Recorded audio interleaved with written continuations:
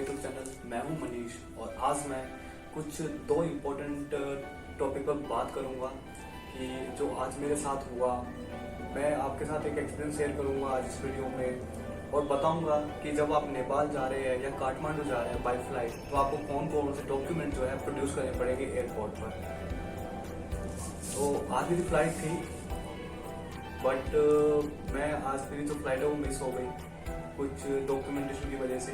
मेरे साथ आज एक मिस हैपनिंग भी हुई है, तो वही एक्सपीरियंस जो है मैं आपके साथ शेयर करूंगा ताकि जो मेरे साथ आज हुआ वो आपके साथ ना हो। तो आज मेरी फ्लाइट भी मिस हो गई है, मैं अभी घर पे बैठा हुआ हूँ। मेरी फ्लाइट थी आज सुबह की फ्लाइट थी बट वो मिस हो गई। और आज मैं जो आपके साथ एक्सपीरियंस शेयर करने वाला हूँ वो आपके लिए हो सकता है बहुत इंपॉर्टेंट हो। आपके फ्रेंड और रिलेटिव जो काठमांडू ट्रैवल करेंगे उनके लिए भी इम्पोर्टेंट हो सकता है कि जो गाइडलाइंस है वो फॉलो करनी है, आपको किस तरह से करनी है और क्या डॉक्यूमेंट जो है आपको चाहिए होंगे काठमांडू ट्रैवल करने के लिए बाय फ्लाइट। मैं मॉर्निंग में घर से अपने टाइम से निकला और एयरपोर्ट भी टाइम से तकरीबन पहुंच गया और अपने जो डॉक्यूमेंट जो मैंने प्रोड्यूस किए एंट्री गेट पर, पासपोर्ट और अपना कोविड वैक्सीन सर्टिफिकेट और अपना टिकट, मैं अंदर एंट्री कर गया। उसके बाद मैं गया चेक इन बैगेज काउंटर पर। तो मैंने अपने डॉक्यूमेंट, उन्होंने मुझसे मांगा कि टिकट दिखाओ, मैंने टिकट उनको दे दिया। उन्होंने बोला पासपोर्ट दिखाओ, तो मैंने पासपोर्ट दे दिया। उन्होंने बोला अपना कोविड वैक्सीन सर्टिफिकेट दिखाओ जो फुली वैक्सीनेटेड 2 डोज वाला, तो वो भी मैंने दिखा दिया अपना। तो उसके बाद बोला उन्होंने कि आरटीपीसीआर रिपोर्ट दिखाओ।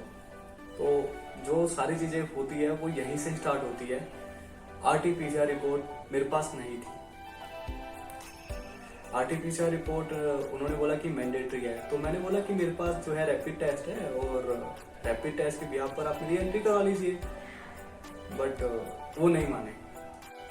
तो मैंने बोला कि एक बार आप अपने सीनियर से बात कर लीजिए, अगर कुछ हो सकता है तो कुछ हेल्प हो सकती है, क्योंकि मैंने फ्लाइट बुक की हुई है, अपना मेरा पैसा वेस्ट हो जाएगा। तो मैंने उनसे रिक्वेस्ट की, तो उन्होंने बात भी की अपने सीनियर से। उन्होंने बात की सीनियर से, बोला कि इनके पास आरटीपीसीआर रिपोर्ट नहीं है, इनके पास जो है रैपिड टेस्ट है, क्या एंट्री हो सकती है? तो उन्होंने मना कर दिया। तो मैंने फिर एक जो दूसरे साइड में बैठे होते वहाँ पे कई सारे काउंटर में, आपको पता ही है काउंटर में जो है काफी लोग बैठे होते, तो मैं दूसरे काउंटर पे गया। मैंने उसको बोला कि एक बार रिक्वेस्ट की कि आप एक बार नेपाल एयरपोर्ट पे बात करो, क्या मेरी एंट्री बिना आरटीपीसीआर की हो सकती है, या फिर मैं आरटीपीसीआर रिपोर्ट करा लूँ तो यहाँ से दिल्ली एयरपोर्ट से, और मैं वहां पर जाके वेट कर लूँ 6 आवर्स का और मुझे उसके बाद एंट्री होने दे। बट उन्होंने एक बार नेपाल एयरपोर्ट पे जो भी था, मतलब I don't know, but Nepal airport पे उन्होंने बात की ऑन द स्पॉट। उन्होंने लाउड स्पीकर पे फोन को रखा और उन्होंने मुझे सुनाया जो उन्होंने बात की। तो वहां पर बोले कि नहीं हो सकती, आरटीपीसीआर जो है मैंडेटरी है, उसके बगैर आपकी एंट्री नेपाल में नहीं होगी। तो मैं स्टक हो गया वहां पर। फिर मैं थोड़ा सा बैठा, सोचा कि कुछ हो सकता है। मैंने बात भी की एयर इंडिया के जो दूसरे स्टाफ थे, बट वो कोई भी हेल्प नहीं कर पाया इसमें, क्योंकि गलती मेरी ही थी कि मैं आरटीपीसीआर वहाँ पे नहीं कराया, रैपिड टेस्ट ले गया। फिर मैं टिकट काउंटर पे गया जहाँ पर टिकट वगैरह बुक होती है। तो जो मेरी टिकट थी, मैं उसके बारे में डिटेल जानने के लिए मैं गया उनके पास कि जो मेरी टिकट है उसका क्या होगा।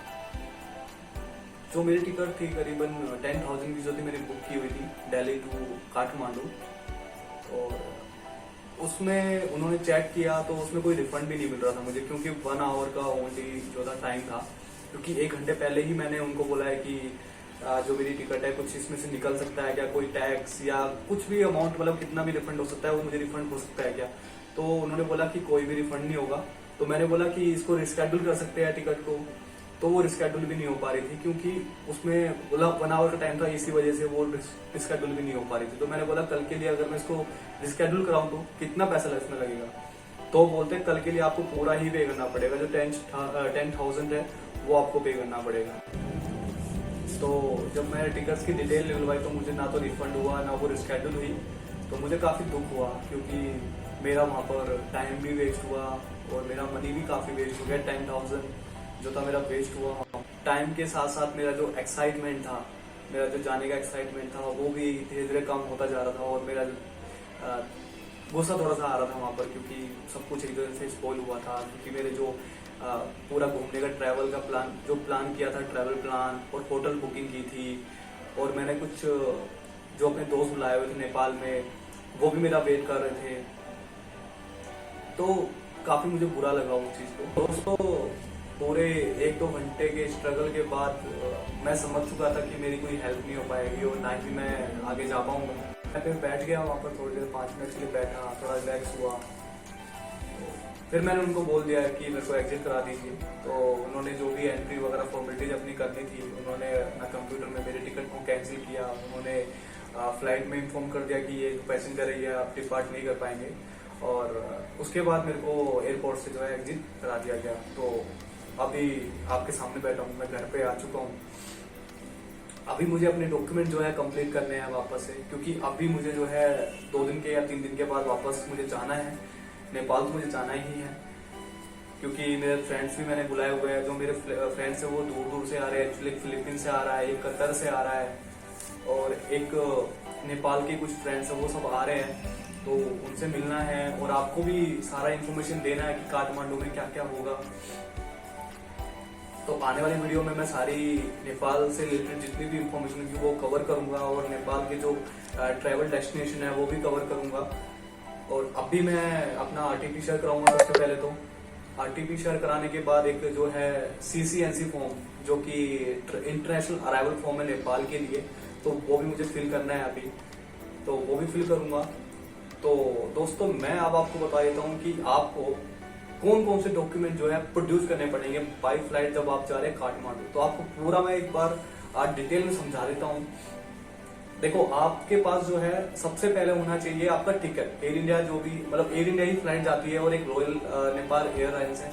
2 फ्लाइट जो है काठमांडू के लिए दिल्ली से उड़ती है। और आपके पास जो है कोविड वैक्सीन सर्टिफिकेट होना चाहिए, जिसमें कि फुली डोज होना चाहिए। अगर कोविड का है, अगर आपने कोविशील्ड डोज ली है तो उसमें 3 डोज आपके पास होने चाहिए। और वो जो कोविड सर्टिफिकेट है वो 14 दिन से पहले का होना चाहिए। अगर वो 14 दिन से पहले का नहीं हुआ तो वो आपको नहीं जाने देंगे, क्योंकि उसके अंदर गैप होता है 14 डेज से पहले का। उसमें लिखा हुआ है, जो गाइडलाइंस आप पढ़ोगे नेपाल की, तो उसमें क्लियरली लिखा हुआ है कि वो जो कोविड सर्टिफिकेट है वो 14 डेज से पहले का होना चाहिए। अगर आपके पास कोविड सर्टिफिकेट नहीं है 14 डेज से पहले का, तो आपको वहां पर प्रॉब्लम हो सकती है।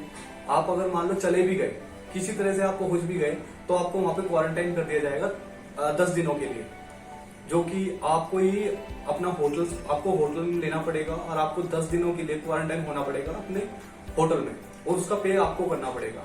तो ये आप थोड़ा सा देख सकते हैं। कोविड वैक्सीन सर्टिफिकेट आपको प्रॉपर होना चाहिए। दूसरा डॉक्यूमेंट जो है वो है आरटीपीसीआर, जो कि बहुत ज्यादा मैंडेटरी, जिसकी वजह से मेरे को भी वापस किया गया है। तो आरटीपीसीआर रिपोर्ट जो है वो 72 आवर्स से पहले की होनी चाहिए।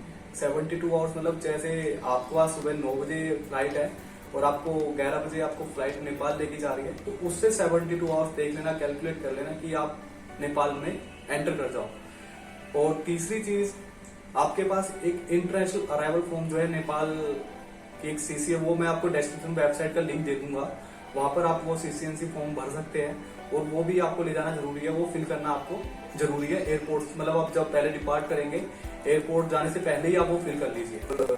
4th आपका आईडी प्रूफ, जो कि आप अगर काठमांडू को ट्रैवल कर रहे हैं इंडिया से, तो वोटर आईडी कार्ड भी आप ले जा सकते हैं। और मैं आपको सजेशन दूंगा कि आप ना अपना पासपोर्ट लेके जाए तो ज्यादा बेटर होगा, पासपोर्ट ही लेके जाए। और तो ये सब चीजें, अगर आपके पास पासपोर्ट नहीं है तो वोटर आईडी कार्ड आप ले जा सकते हैं। तो ये सब डॉक्यूमेंट्स आपको ले जाने होंगे जब आप काठमांडू के लिए फ्लाई करेंगे। तो आई होप आपको ये इन्फॉर्मेशन काफी सफिशिएंट लगी होगी और इम्पोर्टेंट थी, मेरे को देनी थी, आप तक पहुंचानी थी। और दोस्तों, अब मैं तैयारी करता हूँ अपने आगे के सफर की। मुझे आरटीपीसीआर कराना है, सीसीएनसी फॉर्म जो भरना है, और टिकट वगैरह बुक करनी है, तो सारे डॉक्यूमेंट्स अपने कंप्लीट करूंगा। तो दोस्तों, अगर आपको मेरी इन्फॉर्मेशन अगर इम्पोर्टेंट लगी और बढ़ती लगी, तो अपने फ्रेंड्स और रिलेटिव के साथ शेयर कर लीजिए, ताकि अगर वो कभी ट्रैवल करे तो उनको कोई डिफिकल्टी फेस ना हो, और आप भी इसको नोट कर सकते हैं इन्फॉर्मेशन को। और मैं आपसे मिलूंगा मेरे नेक्स्ट वीडियो में, जो कि मैं नेपाल का सफर आपको दिखाऊंगा मेरी वीडियो के थ्रू। और मेरे चैनल अब तक सब्सक्राइब नहीं किया तो प्लीज सब्सक्राइब कर लीजिए और लाइक कर लीजिए, और कमेंट करके बताइए अगर आपके साथ कभी ऐसा हुआ है, बताइए कमेंट्स करके। और मैं अभी मिलता हूँ आपसे मेरे नेक्स्ट सफर पे। तब तक अपना ध्यान रखिए, ख्याल रखिए।